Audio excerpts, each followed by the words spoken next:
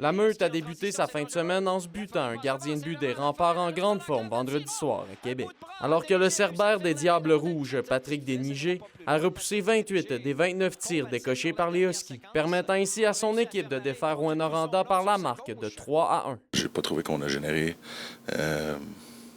beaucoup de choses, là, contrairement à mercredi à Drummondville, puis dimanche à Victoriaville.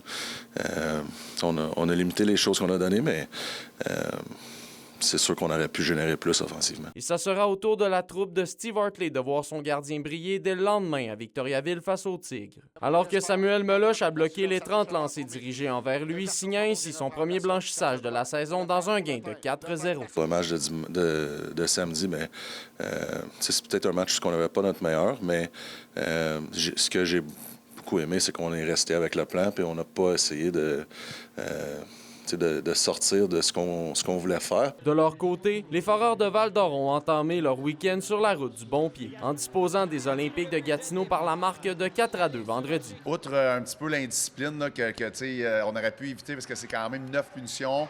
À mes yeux, à moi, il y avait 3 punitions facilement qu'on aurait pu éviter. Si c'était pas de ça, on a joué tout qu'un match de hockey parce que j'ai aimé de la manière qu'on a bougé la rondelle. Mais la formation valdorienne se verra freinée moins de 24 heures plus tard face à l'Armada de Blainville-Boisbriand, subissant un revers de 5-1 malgré une opposition serrée au chapitre des tirs au but. On a joué deux excellentes premières périodes.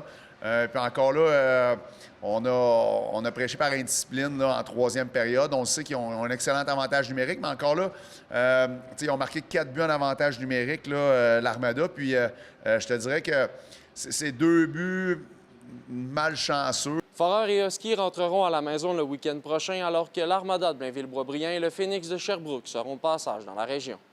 Olivier Morin, RNC Nouvelles, Rouyn-Noranda.